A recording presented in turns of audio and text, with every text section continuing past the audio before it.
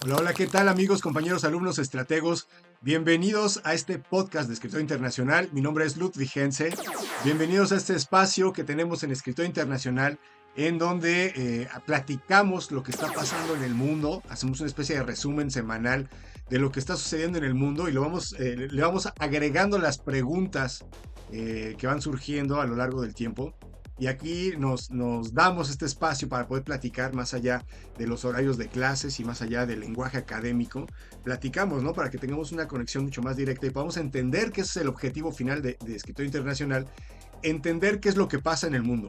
Entonces, bienvenidos, los invito, si no lo han hecho, si es la primera vez que nos ven, denle like, suscríbanse a las notificaciones de las diferentes redes sociales. Estamos ahí en las principales redes sociales, en donde vamos compartiendo diferentes materiales, diferentes análisis de lo que está pasando en el mundo para poder entender hacia dónde vamos, ¿no? En este planeta, en esta humanidad. Entonces los invito, eso nos ayuda muchísimo en el algoritmo. Si comparten el video, seguramente tienes un amigo, alumno, profesor que le interesan los temas de geopolítica, relaciones internacionales, historia, y estamos a la orden. Bueno, bienvenidos a todos. Y en este podcast vamos a platicar acerca de lo que está pasando en el mundo, ¿no? O sea, bueno, estamos haciendo una referencia, un paralelismo con respecto a lo que está sucediendo con respecto a la política de Donald Trump, a la política de Estados Unidos, la política exterior y los pasos que ha ido tomando. Y yo estaba revisando igualmente la cronología de la Segunda Guerra Mundial y veía cómo Alemania también había aplicado varias cosas que vamos a ver ahorita que pues se asemejan, ¿no? Entonces es muy importante hacer esta connotación, ¿no? Este paralelismo histórico, pues para poder entenderlo un poco mejor, ¿no? Y tener mucha atención con respecto a lo que está sucediendo, sin ánimo de estar haciendo pronósticos negativos en el futuro, ¿no? Es un ejercicio histórico, entonces les voy a compartir esto, pero y otras cosas, ¿no? Porque evidentemente, pues en el momento presente se están manifestando, ¿no? Apenas hace unos días, otra vez en Estados Unidos, Donald Trump está, digamos que configurando su estrategia de seguridad nacional, local, hemisférica, con este escudo de las Américas que se inventó apenas estos días. Y vamos a platicar de ello. Antes de eso, quería hacer una connotación importantísima en esta época de guerra. Tenemos varias guerras activas, ¿no? La de Ucrania, la de Sudán, la de Palestina, la de Irán, ¿no? Y hay una gran fricción en muchos puntos también coyunturales en el planeta. Y en este marco histórico hay que tener mucho cuidado, primero con los medios de comunicación, esto lo hemos platicado muchísimas veces, y sobre todo con las redes sociales, ¿no? Hay muchas redes sociales que es muy fácilmente poder abrir una red social y empezar a mandar, a publicar propaganda de una o de otra versión de los puntos, ¿no? En este caso de la guerra, de Israel con Estados Unidos, con Irán. Y entonces hay una gran cantidad de información que es falsa. Hay que esperar un poco, estamos como en el centro del huracán, hay que esperar un poco a que los hechos se vayan demostrando físicamente, o sea, ir viendo exactamente qué es lo que va sucediendo a nivel militar, ¿no? Los avances que se tienen a nivel militar y que poco a poco el control también político, las comunicaciones políticas de los grupos que están en el poder puedan estar más estables. Porque pues vemos en un meme en un TikTok, ¿no? Lo que sea, que ya bombardearon tantos aeropuertos y que luego Irán ya contraatacó y que ahora Estados Unidos está sufriendo muchísimo. Entonces ahorita hay una guerra también de propaganda y esto hay que tenerlo así marcado inmediatamente hoy durante algunos tiempos que no sabemos cuántos serán, pero hay que estar muy conscientes de que esta parte está muy manipulada, ¿no? Entonces hay que tener una alerta, primera bandera roja, y entender también que el discurso, ¿no? Independientemente de que pues, la información está manipulada, el discurso mismo de cada uno de los actores en el conflicto, o sea, de Estados Unidos, de Donald Trump y de Irán, pues van a tratar de justificar su causa ¿no? Ya hemos dicho que a nivel racional, pues uno si se pone muy abusado, pues puede, lo que hacen los abogados, ¿no? Defender una causa, aunque sea injustificable o aunque sea indefendible. La elocuencia de las palabras podría permitir que la gente se convenza del discurso, ¿no? Entonces, sin entrar más allá a cuestiones académicas, filosóficas, cada una de las partes va a tratar de convencer que están haciendo lo correcto, ¿no? Con una gran paréntesis ahora en la actualidad con Estados Unidos, que ya habíamos hecho también el paralelismo, ¿no? En el pasado justificaban a nivel diplomático el llevar la democracia, que era segura y que era parte del proyecto de la modernidad, a todo el mundo, y era la justificación por la cual invadían países en América y en todo el mundo. Y ahora, pues ya Donald Trump inauguró una nueva época histórica, coyuntural, en la que su cinismo, por decir que van a ir, por ejemplo, a Venezuela, a tomar al presidente para poder utilizar los recursos petroleros, ¿no? Y otros recursos de Venezuela, de forma abierta, hablando acerca del discurso del poder, ¿no? Que ya no justifica de ninguna manera una moral de relaciones internacionales, de derecho internacional, etcétera. Bueno, ahí en fin.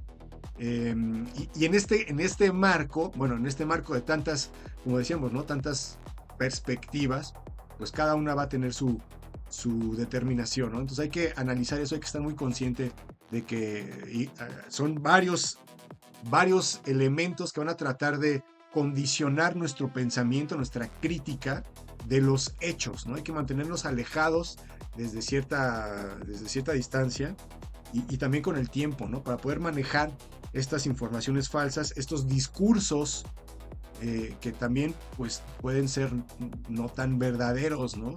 Los discursos nacionalistas, el ir también etiquetando, ¿no? Eso también es muy peligroso porque se empieza a crear una imagen que después ya se queda pegada, ¿no? Incrustada, ¿no? La forma en la que nosotros percibimos un gobierno, un grupo de personas, pues puede ser justificada dependiendo del motivo por el cual existan, ¿no? Entonces, bueno, dicho esto, vamos a hablar acerca de este paralelismo que está sucediendo entre el gobierno de Donald Trump o las acciones que ha tenido Donald Trump y el gobierno que estaba en Alemania. Todo el mundo sabe quién era este personaje en la época de la Segunda Guerra Mundial. Bienvenidos.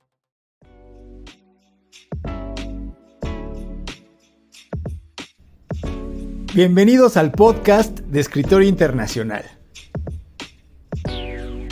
Un espacio después de clases donde platicamos sobre los acontecimientos más importantes para entender lo que pasa en el mundo.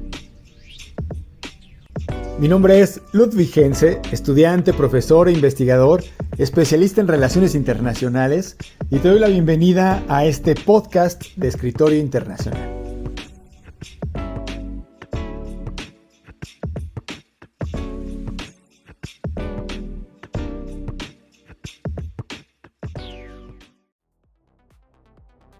Bueno, pues todo comenzó con esta noticia que vimos apenas hace unos días acerca de la cumbre de líderes latinoamericanos, que fue el 7 de marzo, ¿no? Fue esta cumbre, que no se confunda con esta otra conferencia de las Américas contra los cárteles, que fue antes, unos días anteriores, en este mismo marzo del 2026, y que igualmente se celebró, ¿no? La primera, esta conferencia de las Américas contra los cárteles, fue una reunión del Departamento de Defensa de Estados Unidos y el Comando Sur, y planean pues las acciones militares en contra de los cárteles. Ahí no les importa cerca de las fronteras, ¿no? Es una cuestión estratégica militar en contra de los cárteles de Estados Unidos, ¿no? De dentro de Estados Unidos. Se dan el permiso de actuar unilateralmente en contra de los cárteles, ¿no? Ahí está el discurso, ¿no? Ya dijimos que pues Donald Trump de pronto nombró cárteles a varios grupos pues, de narcotraficantes y de personas alrededor del mundo, en América sobre todo, y a partir de ahí pues ya tenía la justificación que igualmente se fue trabajando previamente para colocar a estos cárteles como terroristas y a los terroristas como una amenaza a la seguridad nacional, y por lo tanto un permiso que tiene el presidente para poder actuar sin tantas trabas con respecto al a su gobierno, ¿no? A la Cámara de Diputados, senadores, a la estructura del gobierno, que tendría que, como democracia, pues pasar por ciertos filtros antes de tomar determinaciones tan obsoletas, ¿no? Tan absurdas, iba a decir tan absolutas, como es, pues, bombardear un país y secuestrar al presidente de otro, ¿no? Esto todavía está muy increíble, ¿no? Está muy fuera de la perspectiva que habíamos tenido con respecto al derecho internacional. Este secuestro directo pues marcó la pauta de la forma en la que el derecho internacional se está gestando, se está moviendo en la actualidad. Y hay muchos especialistas que dicen que no existe el derecho internacional en el presente, ¿no? Basados en que, pues, obviamente Estados Unidos no lo respeta y la ola que puede acarrear esta conducta hacia todo el demás mundo, ¿no? Las personas, las instituciones que tienen este principio, bueno, pues ahí con esta acción que hace Donald Trump, se están viendo, pues, cuestionadas, ¿no? En todo el mundo. Entonces ahí está su cuestión del ataque preventivo. Bueno, ese era el caso ya en Irán, ¿no? Directamente, en el caso preventivo. Pero decíamos que la Conferencia de las Américas era el parteaguas de nuestra historia o del podcast de hoy, porque vimos a los 2 días, unos días más o menos, la cumbre de líderes latinoamericanos, que ya fue una cumbre, como dijimos, ya diplomática, ¿no? Esta ya no era militar, ya no eran los militares de Estados Unidos, era diplomática o fue diplomática, pero invitó a los países, a sus aliados, ¿no? A los aliados de los gobiernos, digamos, afines al proyecto de Donald Trump, ¿no? Lo que otrora se solía conocer como gobiernos de derecha. Bueno, ahí hay muchas características, ¿no? De estos gobiernos de Nayib Bukele, de Santiago Peña, Rodrigo Chávez, Luis Abinader, Daniel Noboa, Javier Milei, ¿no? José Antonio Kast, ya hemos hablado de estos últimos, el gobierno de Chile, ¿no? Que acaban de ser elecciones y que cambió igualmente, ¿no? Esta perspectiva política de haberse mantenido en un centro izquierda, centro derecha. Bueno, ahí está muy debatido en dónde se encuentra o dónde se encontró Chile en la época de su antiguo presidente. Y bueno, en la actualidad pues ya incluso hablamos acerca de José Antonio Kast cuando dijimos que estaba muy vinculado incluso al fascismo, ¿no? Está su familia directamente vinculada con grupos alemanes fascistas, nazis de la época. Ya no sé ni qué palabra puedo decir porque a veces pues está súper hiper censurada la red, y eso también es un fenómeno del presente. Y también es un fenómeno, si lo vamos vinculando, ¿no? ¿Quién controla las redes sociales? ¿Y quién controla el discurso? Bueno, es otro tema que también ya hemos platicado, de las inversiones que hacen los multimillonarios, algunos judíos, ¿no? Algunos sionistas, acuérdense de la diferencia entre estos dos puntos, y que tienen pues el acceso a los medios de comunicación, a las televisiones, a las películas, ¿no? De Hollywood, todo esto que nos educa de forma inconsciente a una gran cantidad de población que está expuesta a estos medios de comunicación, está súper disfrazada, ¿no? Como entretenimiento, y que a la larga va marcando ciertos patrones de inconsciencia, etcétera, etcétera. No vamos a platicar de eso, pero que detrás de todos estos medios de comunicación hay grupos de intereses israelíes, intereses que buscan favorecer a los deseos, ¿no? A los intereses de este grupo de personas, de los sionistas, que actualmente están en el poder en Israel, ¿no? Que encabeza este personaje, Benjamín Netanyahu, y del que ya hemos hablado también muchas veces. Bueno, ahí se ramifican muchas cosas, ¿no? De las que podemos hablar. Pues es el marco de lo que está pasando ahorita. Entonces habría que entender cada uno de los diferentes puntos, ¿no? O sea, y convergen todos, por lo menos en el presente, con Estados Unidos, ¿no? Si uno entiende Estados Unidos, qué está pasando y qué está haciendo Estados Unidos, pues puede conectar con lo que está pasando en prácticamente todo el mundo, ¿no? El resto del mundo. Entonces, bueno, ahí veíamos. Vamos a ver. Nosotros hicimos una referencia, porque veíamos desde que entró Donald Trump 2.0 hasta el presente, había habido varias acciones que que habían sido violentas en su principio, que habían sido muy, muy disruptoras al momento en el que las empezó a ejecutar Donald Trump. Acuérdense que llegó a la presidencia y en los primeros días empezó a imponer aranceles a todo el mundo, empezó a amenazar a todo el mundo, a Groenlandia, diciendo que se iba a expandir, que iba a ser el siguiente estado, diciendo muchas cosas, ¿no? Marcando, digámoslo así, la pauta de su política, como se ha mantenido a lo largo de este tiempo que ha estado en el poder Donald Trump, y que favorece a ciertos intereses que se van haciendo cada vez más evidente que no son intereses estadounidenses, sino intereses israelíes, ¿no? Ahí viene también la importancia de los grupos que están detrás del gobierno, del AIPAC, por ejemplo, grupos de judíos, de personas que buscan beneficiar los intereses de Israel desde Estados Unidos, ¿no? Que han sido proyectos de think tanks, ya hemos platicado como el pensamiento, ¿no? Primero es el pensamiento y luego la acción. Y entonces, desde que se forma el pensamiento, se forma de cierta manera, beneficiando ciertas causas, en este caso las causas israelíes, dentro de Estados Unidos, ¿no? El AIPAC viene desde 1920, me parece, aproximadamente, ahorita lo buscamos.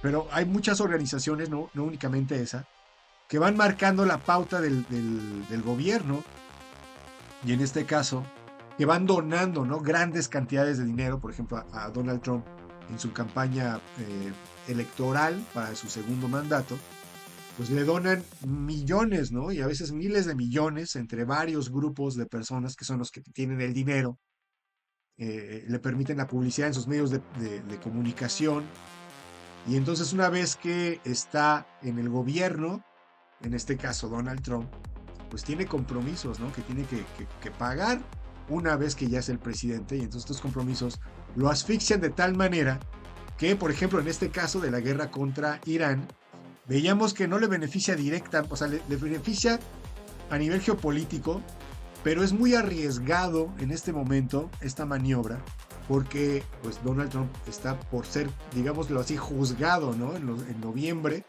la población estadounidense va a haber elecciones que van a definir algunos otros gobernadores y diputados, pero que van a definir sobre todo la preferencia entre este bipartidismo que existe en Estados Unidos, entre los republicanos, que son en donde pertenece Donald Trump, y los demócratas, ¿no? Toda la oposición del Deep State, que también ya hemos platicado acerca de esto.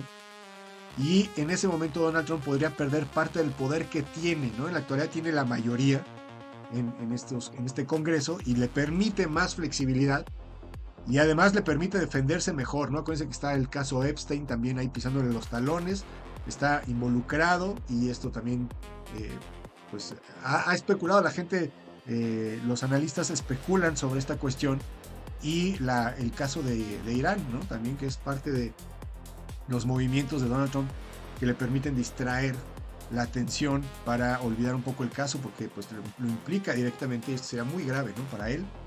Para él personalmente podría terminar incluso en el último de los casos en prisión. Bueno, no termina en prisión porque pues tiene una inmunidad presidencial, pero bueno, puede ser muy complicado para él, ¿no? En el futuro. Bueno, ahí está. Entonces, ahora sí vamos a ver qué es lo que estaba haciendo Donald Trump. Bueno, veíamos primero que cuando llegó al poder este personaje del bigote alemán, no podemos decir su nombre, ¿no? ¿Cómo es posible que, bueno, sí se entiende, ¿no? Uno cuando empieza a analizar el alcance de los medios de comunicación, de la comunicación como tal, pues se da cuenta de la importancia que tiene, ¿no? La responsabilidad que debe uno tener, o que debería de uno de tener, cuando sabe que pues su voz puede influenciar a otras personas, ¿no? Entonces, eso es un tema también muy importante, ¿no? Bueno, punto y aparte, este personaje que llega al poder al principio aplica unas leyes que van específicamente en contra de los judíos, ¿no? Este era su rollo, digámoslo así, era su circunstancia, ¿no? En este momento estamos en 1937, aproximadamente, en Alemania, y ahí se van aplicando estas leyes, se llamaron las leyes de Nuremberg, que eran leyes directamente racistas, ¿no? En contra de los judíos, de la población judía, que tenía grandes cantidades que tenía el control de las industrias, el control de los capitales en el país, como en muchos otros países en la actualidad, que los judíos son los dueños de los bancos, ¿no? Y entonces en ese momento estas leyes de Nuremberg pudieron empezar a discriminar a estas personas y empezarlas a maltratar dentro de su mismo país o del país en el que pertenecían en ese momento, ¿no? En Alemania. Y en este caso veíamos el paralelismo con ICE, ¿no? Este movimiento, bueno, es un movimiento, ¿no? Esta policía que busca o que fortaleció la aplicación de lo que hacen, ¿no? De buscar inmigrantes y de llevarlos a un proceso para ser deportados. Y ya vimos que fue escalando, ¿no? Gradualmente se fue haciendo normal y estas detenciones se fueron haciendo muy violentas para dar un mensaje, ¿no? Bueno, cada quien puede pensar por qué sucedieron estas situaciones, pero finalmente dieron un mensaje a los migrantes que se redujo brutalmente la cantidad de migrantes que están pasando a la frontera a Estados Unidos, ¿no? Al ver que los detenían, que los separaban de las familias, que los mandaban a cárceles en otros países y con procesos larguísimos hasta que se dieran cuenta que no pertenecían ahí. Y estas amenazas cobraron pues su conclusión, ¿no? O sea, tuvieron su consecuencia, y en este caso pues se detuvo el flujo, no se detuvo por completo, pero se frenó el flujo, ¿no? Y esto va generando otras cuestiones también importantes. En México, por ejemplo, se detuvo una gran cantidad de esta población, se detuvo y se redistribuye actualmente en el país, y esto genera otro tipo de cuestiones, ¿no? Ya sería cuestión hablar de eso en términos específicos, ¿no? De lo que sucedió con la migración. Y bueno, eso sucedió de forma muy violenta, ¿no? Incluso hubo detenidos que eran estadounidenses, ¿no? Y que los detenían simplemente por su apariencia física, y esto pues es una connotación de racismo, ¿no? De inmediato. Entonces veíamos ahí las leyes de Nuremberg y veíamos el ICE, ¿no? El movimiento del ICE. Las leyes de Nuremberg, como dijimos, fueron prohibiendo los matrimonios entre judíos y alemanes, y eventualmente también empezaron a separarlo a los judíos, que empezaron a vivir en guetos, ¿no? Era un principio. Obviamente, pues aquí son diferentes circunstancias totalmente distintas, ¿no? Decía Heráclito que pues uno no es el mismo cuando pasa por el mismo río por el que se baña uno, pues no es el mismo porque ya es el río, ya pasó, ¿no? Ya fluyó, pues. Entonces, en ese sentido, todas las características que estamos ahorita nombrando, pues eran características de una época en la que pues las circunstancias de Alemania, de Europa, de Estados Unidos, eran muy distintas, pero se parecen mucho, ¿no? En este caso. Y ahí está la primera, ¿no? La segunda, decíamos que este personaje alemán se expandió en el momento en el que tomó el poder. Pues una de las políticas era recuperar este control, ¿no? De su territorio. Ahí le suena muy, muy familiar, ¿no? Cuando Trump dice, bueno, vamos a controlar nuestro hemisferio. Y en este caso Alemania quería controlar algunos territorios que posterior a la Primera Guerra Mundial habían estado ya sobre el control de Francia y de Reino Unido y de los países aliados, que estaban controlando en este caso Sarre. Y Sarre es una región en donde hablan alemán, y pues los alemanes la consideran parte de su territorio. Entonces este personaje, una de las primeras cosas que hizo fue expandirse a Sarre y tomar el control de ahí, ¿no? Hizo un referéndum, preguntó rápidamente, como es parte de las justificaciones que luego hemos visto de los imperios cuando van a tomar un país. Supuestamente le preguntan a la población si quiere o no ser parte de ese país. Supuestamente ganan siempre los intereses de este gran país, que es quien organiza las elecciones, y se lo añade, ¿no? O lo toman de forma legal, entre comillas, y es un proceder que pues ya lo hemos visto mucho tiempo, ¿no? Entonces, bueno, en este caso Alemania se expandiendo y llega a Sarre en esta política del Anschluss, ¿no? ¿Se acuerdan que el Anschluss fue la política alemana de anexión? Buscaban pues recuperar el territorio que les correspondía y expandirse expandir el proyecto pangermano. Ahí, punto y aparte, ¿no? El pangermanismo también tiene muchos matices y muchos sentidos, pero lo buscaban expandir hacia Austria, y en ese momento la política del Anschluss ya estaba integrada en estas acciones que va ejecutando este personaje a lo largo del tiempo, hasta que los países europeos, los vecinos, reaccionan, ¿no? Ya cuando se expandió demasiado, y entonces reaccionan los demás países y dicen, no, ya es demasiado, ¿no? Ya te estás expandiendo, y antes de que Francia pueda reaccionar, por ejemplo, pues es invadida, ¿no? Y la toman, y bueno, ustedes ya, lo demás es historia, diríamos. Y en este caso veíamos paralelamente cómo pues Donald Trump amenazó a todos los vecinos, amenazó a Groenlandia, a México, a Cuba, a Venezuela, a Panamá, a Colombia, bueno, a toda la comunidad, ¿no? Que no están alineados a su gobierno. Y entonces los amenazó de intervenir, o de aplicar, ¿no? Finalmente la violencia o los medios punitivos, ¿no? Como decíamos aquí de las conferencias de Américas en los carteles ya en el presente, que decían que pues van a aplicar una estrategia de acción, ¿no? Un actuar unilateral y fuerte, ¿no? Violento, militar, para poder tener el control, ¿no? Entonces esa ha sido la amenaza a lo largo del tiempo, y desde el principio Donald Trump eso es lo que hizo, y ya vimos que actuó en Venezuela.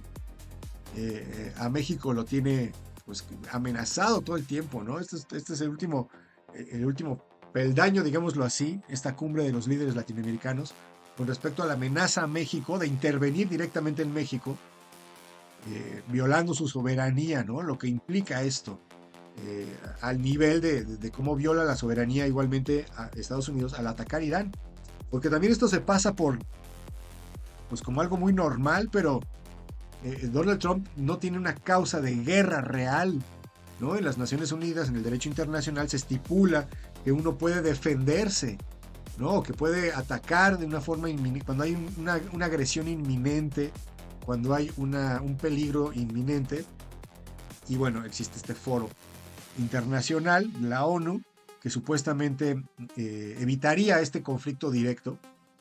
Y pone las reglas, ¿no? Y en este derecho internacional, pues no se debería de atacar directamente a un país, y lo ha hecho Estados Unidos, pues desde siempre, ¿no? Como decíamos, pero ahorita de lo último que estamos platicando, con Irak, lo está haciendo con Irán, lo ha hecho con Siria, lo ha hecho con Líbano. Israel también ha atacado Líbano y ha atacado Siria, sin pedirle permiso a nadie, sin pedirle permiso a los gobiernos de Siria, sin que sea una guerra. O sea, realmente han estado manteniendo su orden, brincándose estas reglas, que además, bueno, Estados Unidos, como saben, fue el que propició que se organizara toda esta cuestión de las Naciones Unidas en la época de la Segunda Guerra Mundial. Ahí está el otro paralelismo, ¿no? En esta época, estamos hablando de la época de la Segunda Guerra, igualmente Italia había invadido a Etiopía, ¿no? Como estamos viendo que paralelamente, además de los conflictos que existen en la región americana, en Ucrania, pues está activa la guerra que involucra a Europa, involucra a la OTAN, evidentemente a Rusia, ¿no? Y es un conflicto latente ahí, una inversión de armas, de atención militar, etc. Y además, pues ahora vemos ya el segundo frente, ¿no? En Irán, Estados Unidos, Israel e Irán. Y en este paralelismo, bueno, ahí también en esa época Italia había invadido Etiopía, y había habido una queja, ¿no? Precisamente en la Sociedad de Naciones, en donde se llevó pues esta demanda de que Italia estaba invadiendo con el fin de colonizar. O sea, igualmente ya se habían pues extrapolado los niveles de diplomacia, y habían demostrado en ese momento que los intereses eran más importantes, las capacidades militares de los países eran más importantes que el establecimiento de la paz o el mantenimiento de la diplomacia. Y ahí fue donde la Sociedad de Naciones no pudo evitar esta guerra italiana. Igual Japón, ¿se acuerdan que también Japón quería mantenerse pues como un imperialismo dominante en la región? y al impedírselo a la Sociedad de Naciones, Japón simplemente decidió salirse de la asamblea, físicamente, literalmente, se salió de la ONU, y eso pues demostró que esta primera organización de sociedades no fue suficiente para mantener el orden mundial.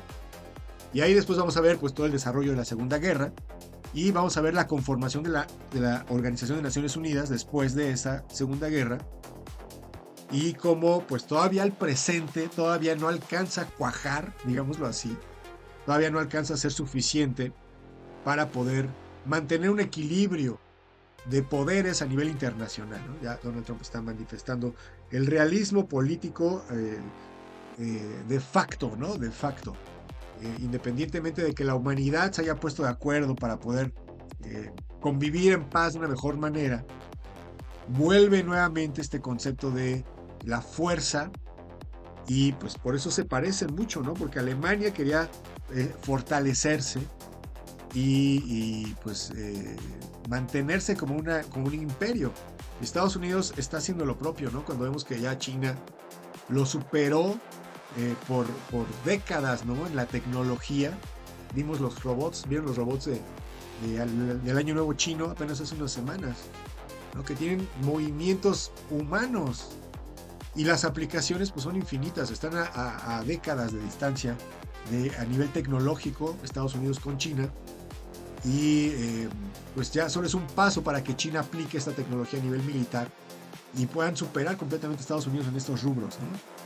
Y bueno, ahí está la competencia también de la que hemos estado platicando de Estados Unidos, ¿no? Tratando de no hundirse, ¿no? En esta decadencia occidental del imperio, pues que ya le está tocando vivir a Estados Unidos. Bueno, vimos esa parte también, y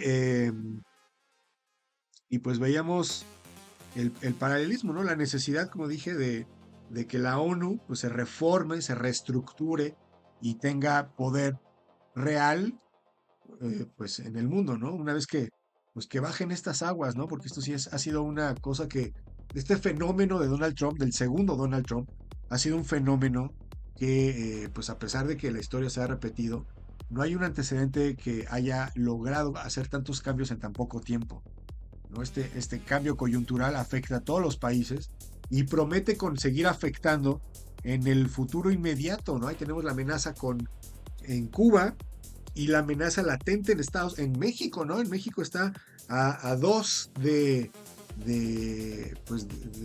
tomar la decisión ya lo habíamos dicho, ¿no? Lo que puede hacer a lo mejor es lanzar algunos drones, y que esos drones lancen algunos bombardeos, algunos laboratorios o algunos lugares clandestinos que estén perfectamente identificados.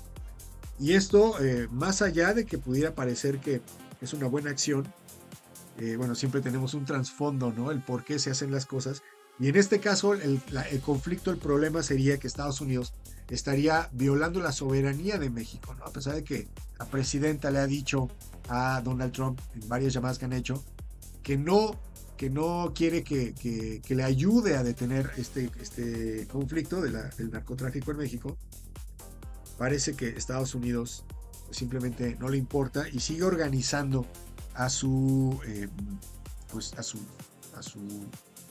aliados, en este caso, para que todos estén, pues digamos, ya perfilándose, ¿no? Ahí esta cumbre de los líderes latinoamericanos se me antojaba como cuando ya en la Segunda Guerra Mundial se estaban haciendo los aliados y las potencias del eje, ya estaban tomando una posición directa con respecto al conflicto que ya se avecinaba, y que pues muchas veces les era, sobre todo a estos países que son pequeños, que son relativamente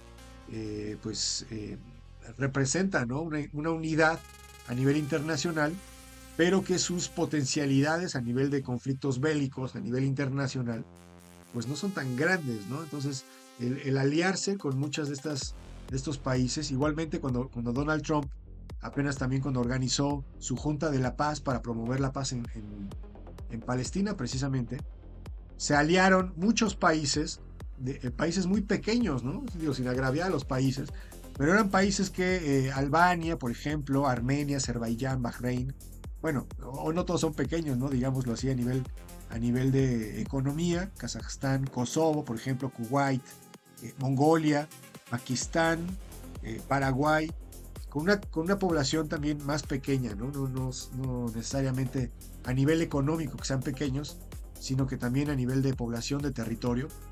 Y entonces suman una gran cantidad de países aliados ya de Estados Unidos y de la política de seguridad de Donald Trump, que implica la posible acción militar, como la hemos visto en Venezuela, ¿no? Es el primer antecedente que tenemos. El segundo es en Irán, aunque Irán, pues ya sabemos, le queda más lejos, ¿no? Le queda más lejos y entonces va bombardeando, va lanzando aviones y va lanzando misiles, pero todavía aquí en la fecha estábamos viendo, estaba dudando Donald Trump si aplicaba una política de enviar militares que le dicen boots on ground, o sea, las botas en la tierra, o sea, los militares directamente en territorio iraní para conseguir sus objetivos, ¿no? Y los objetivos que también tenemos varias tendencias de lo que se piensa que pueden ser los objetivos de Donald Trump, tanto derrocar al régimen pues de los ayatolás por completo o cambiar a algunas personas que le puedan favorecer en el gobierno, como ha sido la costumbre que han tenido Estados Unidos, para como en Venezuela, ¿no? Que ya le favorecen a nivel industrial y que entonces se quedan en el poder porque le benefician a Estados Unidos. En el caso de Irán es complicado porque el régimen de los ayatolás es teocrático y tienen otro principio paradigmático, también muy importante para tomar en cuenta. Con esto ya vamos a cerrar esta parte importantísima para poder entender, para poder sobre todo observar y tener una perspectiva del conflicto más allá de la geopolítica. Hay que pensar que el paradigma que tenemos en Occidente, o sea, lo que es normal para nosotros, lo que consideramos bueno, lo que consideramos bello, ¿no? Todo nuestro parámetro de referencias culturales, jurídicas, políticas, etcétera.